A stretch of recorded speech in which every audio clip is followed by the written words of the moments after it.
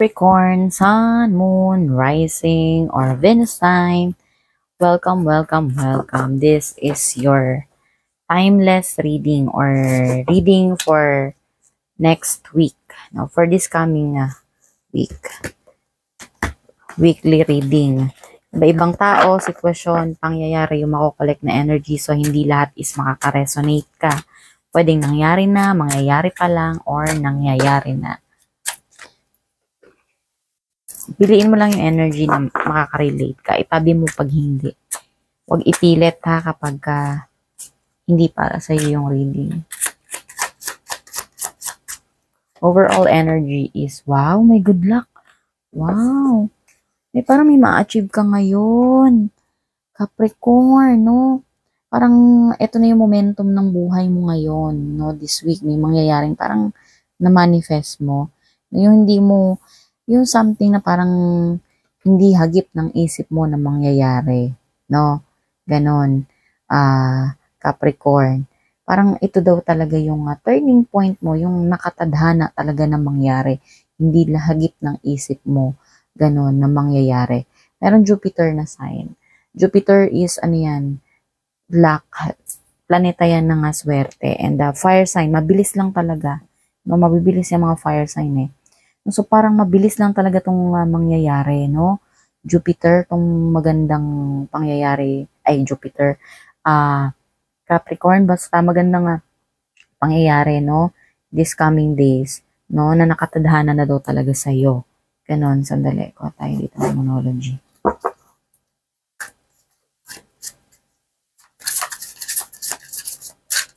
Tumidikit.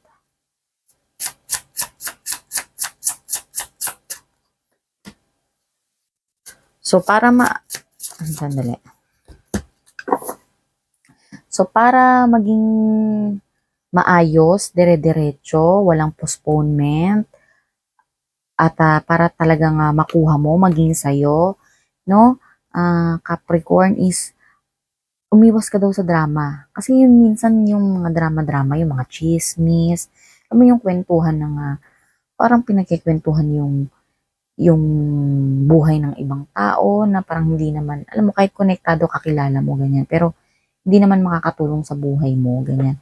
Nakakos pa yan ng malas. Nakakadimalas pa yan sa buhay. Meron ng darating sa inyo, Capricorn, no, na magandang biyaya. May good luck card eh. Jupiter, fire, mabilis lang to eh. No?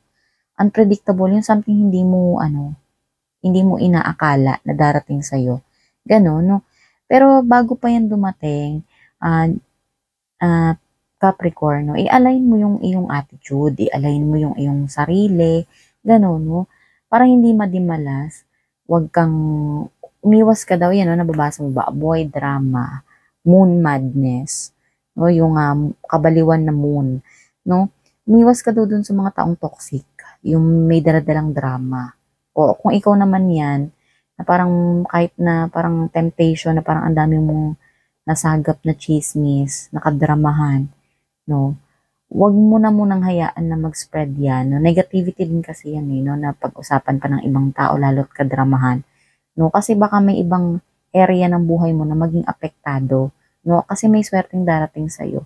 So, halimbawa, nalaman mo na parang may masamang sinabi si kumare doon kay isa pang kumare, gano'n, no? Tapos or maybe parang ikaw yung nagiging tulay para sabihin ni kumare doon kay kumare na madamot siya. Parang ganun na, may mga issue. So, umiwas ka sa ganun drama, yung mga something toxicity, no? Kasi, baka mamaya, saluhin mo din yung mga karma na hindi para sa'yo. Meron ng swerte na darating sa'yo, no? Capricorn, no? Forgiveness. So, isa din yon. Isa pa, no? Para maging dire-diretso, walang postponement yung darating sa'yo. I-avoid mo una yung drama. Pangalawa is forgiveness. No? Baka may mga issues in life ka nung nakaraan, no? May mga nanakit sa yung tao, ganyan, no? Patawarin mo na daw muna yon sila. Pwedeng kahit hindi naman, yung forgiveness naman is, hindi yan yung talagang actual na kahit kausapin mo sila. Pero i-release mo lang yung pain, yung tension, kapag naririnig mo yung pangalan ng tao na yun, para may ginawang masama sa'yo, or yung the moment na parang mahapyawan na naman ng topic yung tao na yun, wag ka nang magsalita laban sa kanya or wag mo nang iulit-ulit yung mga nangyari sa inyo sa nakaraan. So, ganun, no?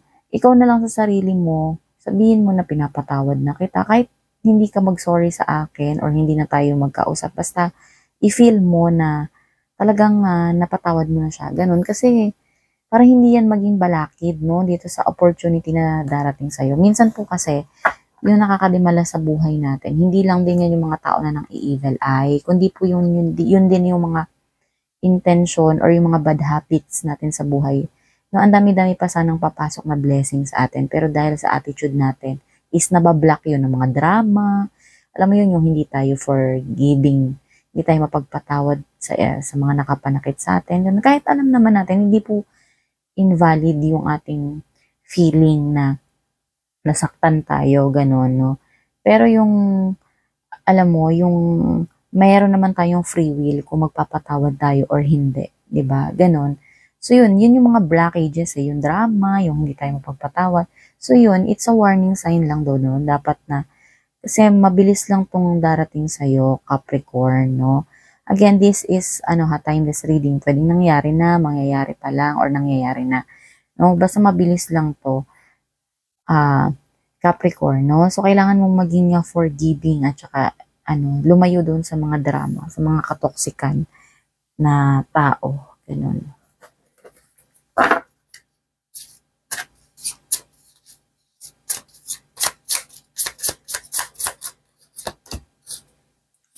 Learning expansion. Ito na naman, transcending, preparing for union, new phase. May bago talagang darating sa inyo, no, ascending. May paglago. Yung darating na, biyaya na ito sa inyo, Capricorn, is may paglago doon, no? Lalago ka, ganun. Yung something na parang magle-level up ka talaga. May maturity and expansion na naman, no? Ito kasi si Jupiter, no, dalawang beses ka talaga sinigundahan. Jupiter is, planet of luck and expansion, no? Pwedeng yun nga, lalago ka doon sa paparating na energy, no? And preparing for union, no? So, mag-prepare ka lang daw ng parang may makakasama ka. Ganyan, basta bagong yugto to ng buhay mo. Magdadala to sa'yo ng bagong yugto ng buhay.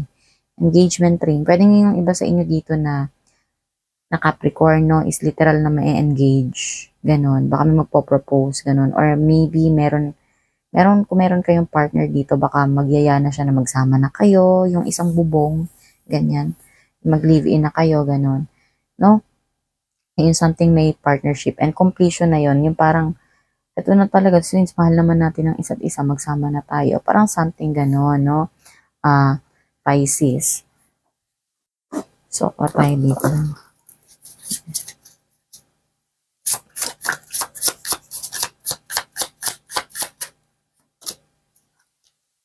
Let go. O, di ba? Yung forgiving kanina is let go yan eh. Ipatawad ka na nga, no, para dumating, let go, make room for the new beginning on its way to you now. Kaya palagpasin mo na yon yung mga nagpahirap sa buhay mo dati, yung mga nagpasakit sa'yo. I-let go mo na sila kasi meron nga darating daw na energy. So, maghahatid yun sa inyo ng panibagong buhay, no? So, kung naka-hold on ka pa rin dun sa galit, sa sakit, no, sa panghihinayang, yung mga something ganon, no? Yung mga tampo, yan. No, pag hindi ka nakapag-let go dun, paano papasok yung bagong energy, no? Yung bagong biyaya na darating sa inyo, Capricorn, no? And distance, you and your partner may be physically or emotionally distanced, no? Yun, dumistansya. Dumistansya doon sa mga taong madadrama nga, no? Sinisigundahan ka ng mga cards mo, Capricorn. No, dumistansya doon sa mga taong walang magagandang dulot sa buhay mo. Yun yung sinasabi sa ng cards, Capricorn, no? Distansya. And, kung naman tayo ngayon ng last message mo.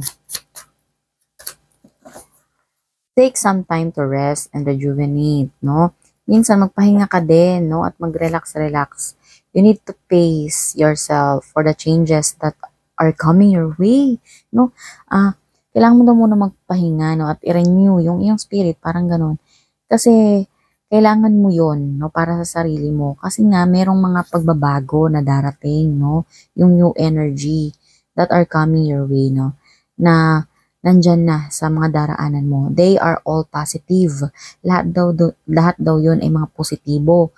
Bigger and better things are coming for you. Malalaki, no, at mga mabibigat, no, ang mga darating para sa'yo. Just relax and trust. So, mag-relax ka lang daw at magtiwala, no? Kasi magaganda daw yung mga positibong energy. Sinusugundahan ka ng mga cards, Capricorn, kasi Wheel of Fortune, biyaya talaga to, no? Iikot talaga sa iyo yung yung gulong ng palad, no? Yun. So, yun lang yung reading mo for this coming days, Capricorn. Thank you. Bye.